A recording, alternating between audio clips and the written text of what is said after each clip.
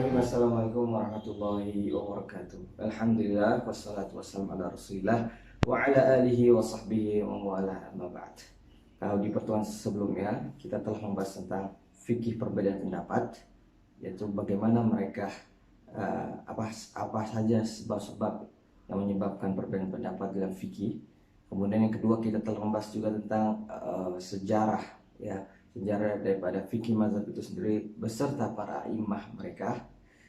Kemudian yang ketiga yaitu kali ini saya insya Allah akan membuka segmen yang baru, yaitu tentang belajar fikih muamalat.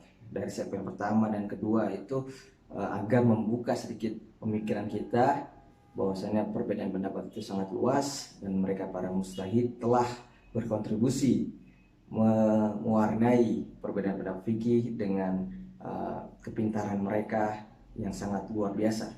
Nah, pada pertemuan ini kita akan membahas sedikit fikih muamalat pada segmen pertama ini, bagian pertama, dan kita mulai ya dengan pertama. Kalau kita berfikih muamalat, ya, muamalat itu kan antara berinteraksi dengan orang lain, maka itu tidak terlepas dari yang namanya akad.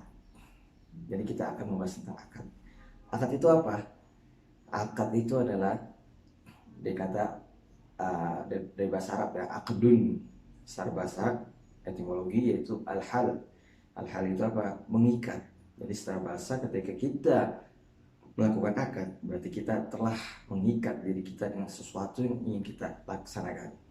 Kemudian akad secara terminologi itu bisa dipahami dengan makna yang khas, yang khusus, dan juga bisa dipahami dengan makna yang umum.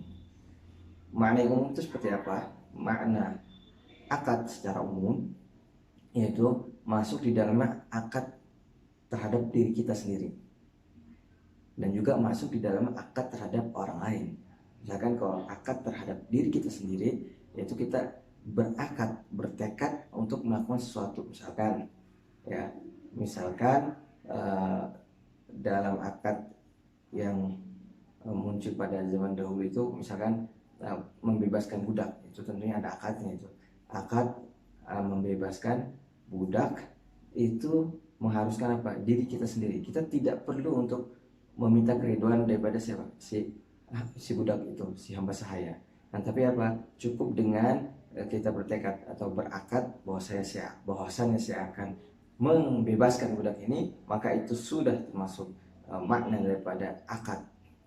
Nah, makna apa? Makna yang umum. Dan juga akad secara makna umum itu juga termasuk di dalamnya akad terhadap diri dan juga orang lain, seperti akad jual beli yang mengharuskan beberapa pihak di sana, lebih dari dua, gitu ya, dua atau lebih, seperti itu.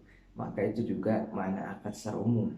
Jadi makna akad secara umum masuk dalamnya apa? Akad terhadap diri sendiri, atau bernazar saya akan bertekad, saya akan melakukan ini. Nah, itu juga termasuk akad.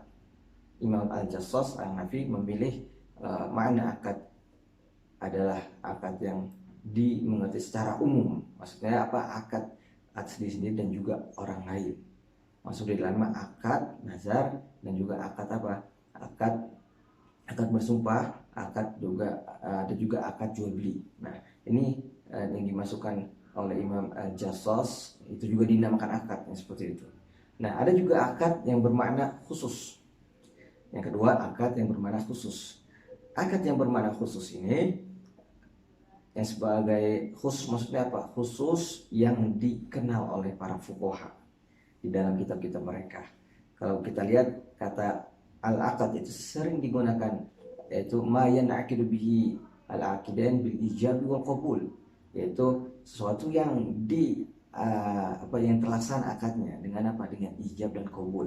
Tentunya kalau ada ijab dan qabul, yang tersirat dalam benak kita itu apa? Satu pihak dengan pihak lainnya atau lebih, seperti jual beli, sewa menyewa, gitu ya, dan lain sebagainya. Maka itu termasuk makna akad secara apa? Khusus. Maksudnya akad secara khusus yang dikenal oleh para fuqaha itu adalah akad jual beli, akad ijar yang mengharuskan apa? Diri sendiri dan juga orang lain terlibat di dalamnya, atau dua orang atau lebih, gitu. Maka itu juga termasuk akad yang secara khusus, gitu. Jadi akad makna khos ini tidak mencakup akad apa? Akad aiman, akad bersumpah, dan juga akad nazar. Jadi nazar tidak dinamakan akad menurut makna yang khos ini. Yang dinamakan akad itu apa? Yaitu ketika ada dua orang atau lebih mereka bertransaksi seperti jual beli, ijarah dan lain sebagainya. Maka itu makna khusus yang dikenal oleh para fuqaha seperti itu. Nah, jadi intinya yang pertama adalah akad yang merupakan suatu konsistensi kita, iltizam kita, mengharuskan diri kita untuk melakukan sesuatu yang kita tekadkan, kita ikatkan pada hati kita atau pada diri kita, atau bisa juga maknanya yang kedua yaitu makna yang khusus yang dikenal oleh fuqaha. Akad berarti mengilzamkan antara dua pihak ya, dua pihak atau lebih ya dalam transaksi dan lain sebagainya, seperti akad ijarah dan akad jual beli. Akad ijarah itu akad sewa, akad bai itu akad jual beli. Itu mungkin yang pada saat ini kita cukupkan untuk kita bahas, dan selanjutnya insya Allah akan kita bahas juga akad-akad selanjutnya, yaitu akad jual beli insya Allah, akad ijarah, akad sewa menyewa, dan seterusnya. Insya Allah kita akan mengupload lebih banyak lagi video-video kita pada segmen yang ketiga ini, yaitu segmen daripada belajar fikih muamalat. Mohon maaf. Wassalamualaikum warahmatullahi wabarakatuh.